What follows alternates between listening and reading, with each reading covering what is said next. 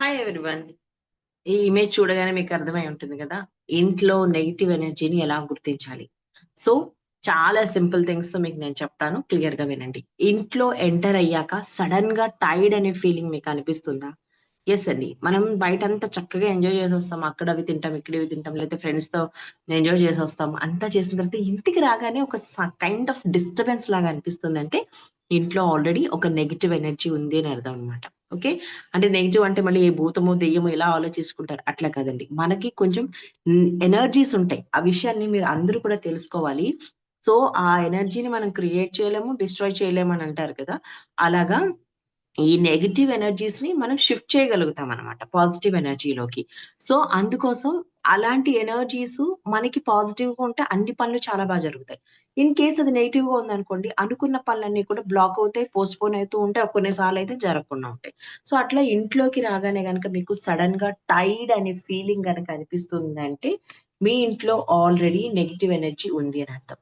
అలాగే small matters కి frequent గా ఫైట్స్ జరగటం, అంటే లైక్ కాఫీలో మనకు షుగర్ సరిపోలేదు, లేకపోతే ఉప్పు సరిపోలేదు వంటలో, లేకపోతే నువ్వు తుడుచుకున్న టవల్ ఏంటి ఇక్కడే పెట్టేసి వెళ్ళిపోయావు, తీసిన వస్తువు తీసిన చోట పెట్టకుండా వెళ్ళిపోతున్నావు, నేను చేస్తుంది ఏది నీకు గుర్తుండట్లేదు, నువ్వు అడిగింది ఏది నాకు తీసుకురావట్లేదు, 10 వస్తువులు తీసుకొచ్చి అందులో ఒకటి మర్చిపోతే దానికోసం ఒక రాద్ధాంతం చేయటము, లేకపోతే చిన్న ఫోన్ కాల్. ఇట్లా సమ్ టైమ్స్ ఇన్‌లాస్ వాళ్ళ దగ్గర నుంచి వచ్చినప్పుడు మీ వాళ్ళెప్పుడు కంటిన్యూయస్‌గా కాల్ చేస్తూ ఉంటారు. వాళ్ళు కాల్ చేసినప్పుడు నువ్వు బాగా మాట్లాడుతావు, మా వాళ్ళతో అయితే నువ్వు సరిగ్గా మాట్లాడు. These kind of all things ఏవైతే స్మాల్ మ్యాటర్స్‌కి మీ ఇంట్లో గనుక గొడవలు జరుగుతున్నాయంటే దెన్ ఆల్సో మీ ఇంట్లో నెగెటివ్ ఎనర్జీ ఉందని. అలాగే చాలా మందికి చుట్టూ ఉన్నవాళ్ళు హ్యాపీగా నిద్రపోతారు, కానీ వాళ్ళకి మాత్రం నిద్ర రాదనమాట.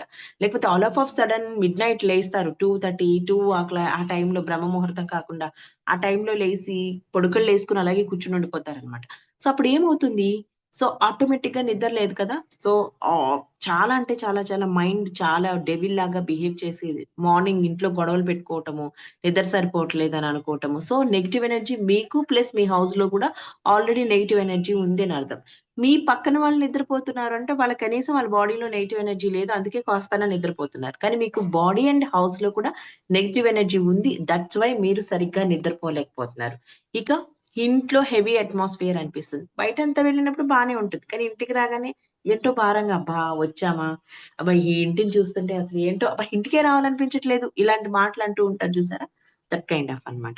ఇక అన్నిటికన్నా చాలా మందికి చాలా ఇబ్బంది పెట్టేదేంటంటే మనీ వస్తుంది, సాలరీ వస్తది, బిజినెస్‌లో అమౌంట్స్ వస్తాయి, ఎవ్రీథింగ్ వస్తాయి.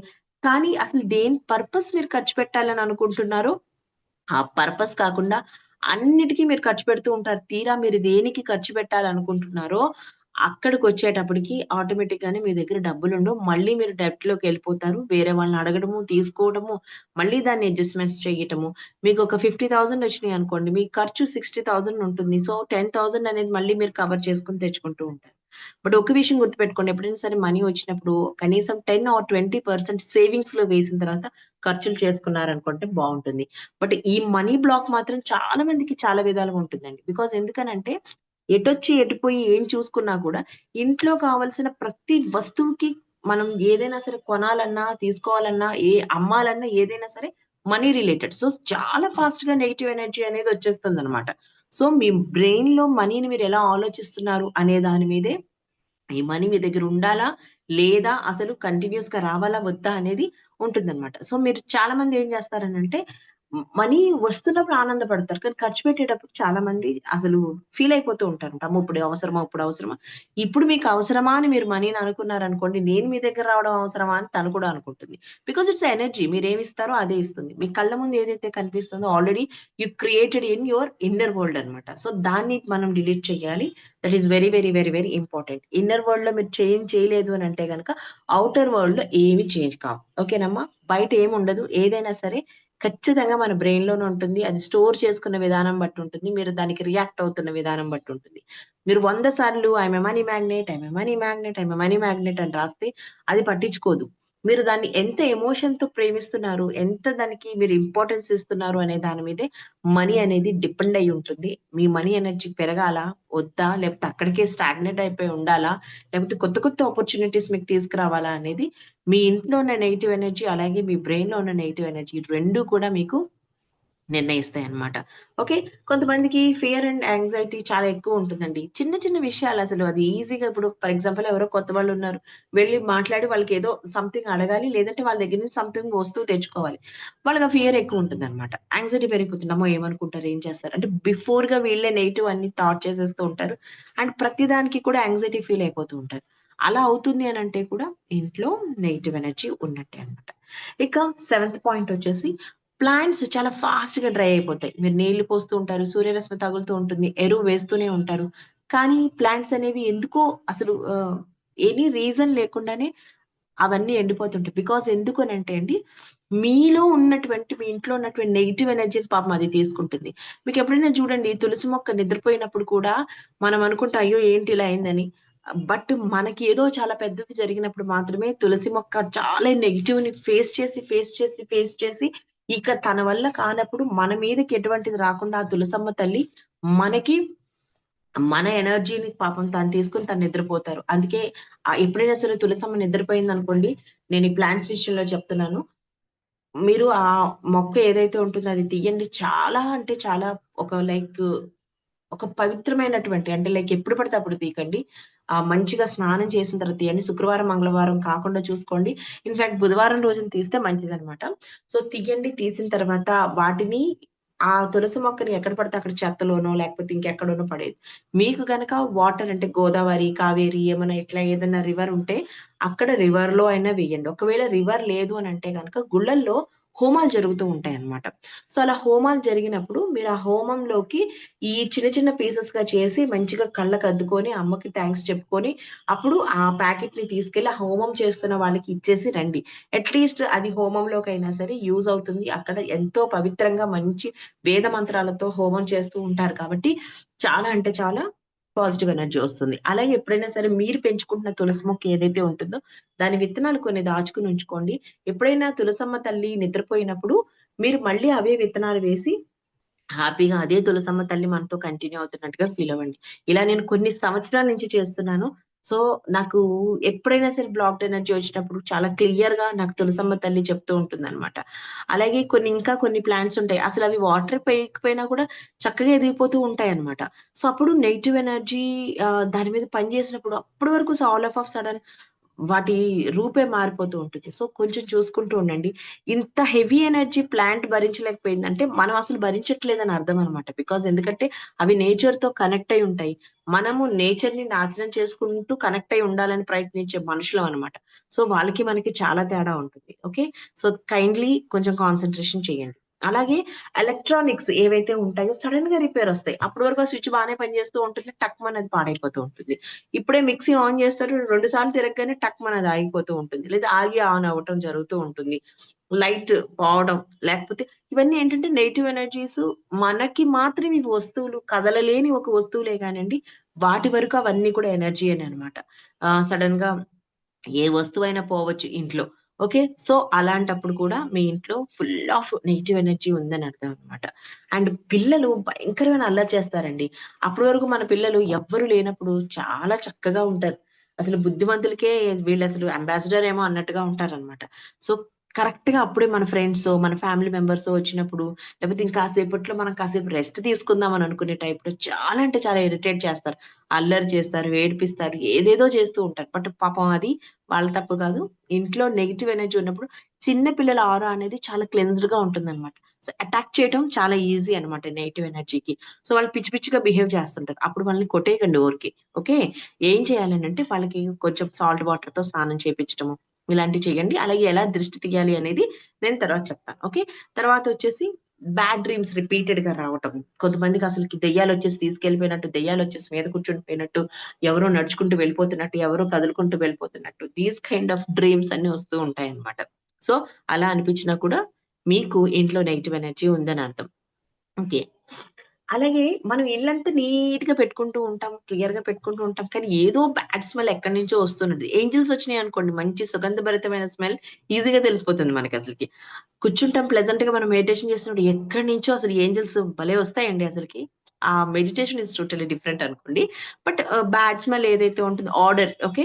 ఈ ఆర్డర్ వచ్చినప్పుడు మనకి ఏంటంటే ఏంటబ్బా ఇది ఇప్పుడు అంతా క్లీన్ చేసాం కదా అని అనిపిస్తుంటుంది. సింక్ దగ్గరికి వెళ్తే అక్కడ ఏముండదు, బట్ బ్యాడ్ స్మెల్ వస్తుంటుంది. అంటే మీకు ఇండికేషన్ చేస్తుంది మీ హౌస్ ప్లీజ్ కైండ్లీ పాజిటివ్ ఎనర్జీగా మార్చండి అనేసి. ఓకే, నెక్స్ట్ వచ్చేసి మోటివేషనే లేకుండా డల్ గా ఉండడం. మోటివేషన్ అస్సలు ఉండదన్నమాట. ఏదో వెళ్తుందంటే వెళ్తుంది, బండి అయిందంటే అయింది, లేవకపోతే జరిగిపోతే అయింది. ఇక్కడే ఎక్కడ వేసినా అక్కడ గొంగళ్ళలాగా ఉండిపోవటం, ఏది కొత్తగా ట్రై చేయకపోవటం, కొత్తగా ఏమీ నేర్చుకోలేకపోవటం. ఇప్పుడు చూడండి, చాలా మంది వరకు జాబ్స్ అనేవి నేర్చుకున్న వాళ్ళకి ఆ చక్కగా ఒక అంటే లైక్ నేర్చుకోలేని వాళ్ళతో కంపేర్ చేస్తే నేర్చుకున్న వాళ్ళకి ఛాన్సెస్ ఎక్కువ ఉన్నాయి అనమాట. మనం ఎవరో క్రియేట్ చేస్తే నేర్చుకోవడం కాదు, మనమే క్రియేట్ చేసే రేంజ్ కి ఎదగాలని మన గవర్నమెంట్ కానీ ఏవైనా సరే వాట్ ఎవర్ ఎవరైనా సరే కోరుకుంటూ ఉంటారు. మనం ఏం చేస్తాం, చిన్ని మాకు అవసరం ఉంటేనే నేర్చుకుంటాం, లేదంటే అసలు ఏకి సంబంధించి నేర్చుకోమని అనుకుంటూ ఉంటారు. బట్ కైండ్లీ నేను చెప్తున్నాను, మీ జాబ్స్ చక్కగా నిలబడాలంటే మాత్రం మీరు ఏవైతే ప్రెజెంట్ వస్తాయో వాటన్నిటిని నేర్చుకోండి. అది మీకు శ్రీరామ రక్షలాగా ఉంటుందన్నమాట. ఎందుకంటే కాలం మారుతుంది. కాలం మారుతున్నప్పుడు ఫోన్ లేనప్పుడు, ఫోన్ వచ్చినప్పుడు ఎంత కాలం మారిందండి. టీవీ లేనప్పుడు, టీవీ వచ్చినప్పుడు ఎంత కాలం మారిందండి. ఓకే, మన ఇంట్లో వాడే హోమ్ అప్లయన్సెస్ ఉన్నప్పుడు, లేనప్పుడు ఎంత కాలం మారింది. అంటే అలా లేనప్పుడు ఒక రకమైనటువంటి ఆ టైంకి ఆ పద్ధతులకి అది కరెక్ట్. ఇక్కడ ఉన్నప్పుడు ఈ టైంకి ఇది కరెక్ట్ అన్నమాట. సో కాలానుగుణంగా మనం మారుతూ వెళ్ళాలి. కైండ్లీ కొత్త థింగ్స్ ఏమన్నా ఉంటే గనక ఖచ్చితంగా నేర్చుకోవడానికి ట్రై చేయండి. నాకు రాదు, నా వల్ల కాదు అనే మాట మీ డిక్షనరీ నుంచి తీసేసేయండి. ఓకేనా? అండ్ నెక్స్ట్ వచ్చేసి మనకి ఇంటికి ఎవరైనా వచ్చినప్పుడు చాలా డిస్కంఫర్ట్ గా అనిపిస్తుంది. అబ్బాయి ఎప్పుడు వెళ్ళిపోతారా ఏంటి, అసలు ఇప్పుడు వీళ్ళు ఎందుకు వచ్చారా ఏంటో, మేమే అడ్జస్ట్ కాలేకపోతున్నారా అంటే నారాయణ, మళ్ళీ వీళ్ళు వచ్చారు, దానికి తోడు వీళ్ళ ఇంట్లో గొడవలు, వీళ్ళకి సంబంధించి వీళ్ళు వింటే సరిపోతుంది, పొద్దున్నే లేవలేకపోతున్నాను, వంట చేయలేకపోతున్నాను, ఇవన్నీ ఏంట్రా నాయన అసలుకి, ఇవన్నీ అడ్జస్ట్మెంట్స్ చేయలేకపోతున్నాను అని గనుక మీకు ఫీలింగ్ అనిపిస్తే ఓకే, అప్పుడు కూడా మీకు నెగిటివ్ ఎనర్జీ ఉన్నట్టేనండి. అలాగే పూజా రూపంలో రూమ్ లో సడన్ గా ఫాస్ట్ గా ఎప్పుడైనా సరే దీపం కొండెక్కడం లాంటివి చేస్తే కూడా ఇంట్లో బ్లాక్డ్ ఎనర్జీ ఉన్నట్టే. అలాగే ఇంట్లో పీస్ లేకుండా టెన్షన్ కి సంబంధించిన వైబ్రేషన్స్ మీరు ఎక్కువగా కనుక ఫీల్ అవుతున్నారు అంటే అది ఖచ్చితంగా మీ ఇంట్లో బ్లాక్డ్ ఎనర్జీ ఉన్నట్టేనండి. అసలు ఇందులో ఎటువంటి డౌట్ లేదు. ఇది is kind of 15 things. Of course ఇంకా చాలా ఉన్నాయి. బట్ ఈ 15 థింగ్స్ లో మీకు కనీసం కొన్ని మ్యాచ్ అయినా కూడా మీ ఇంట్లో బ్లాక్డ్ ఎనర్జీ ఉన్నట్టే. సో అందుకోసం అని చెప్పి మీరు దయచేసి మీ ఈ హౌస్ లో ఉన్న ఎనర్జీని మార్చుకోండి. Okay, 1 minute.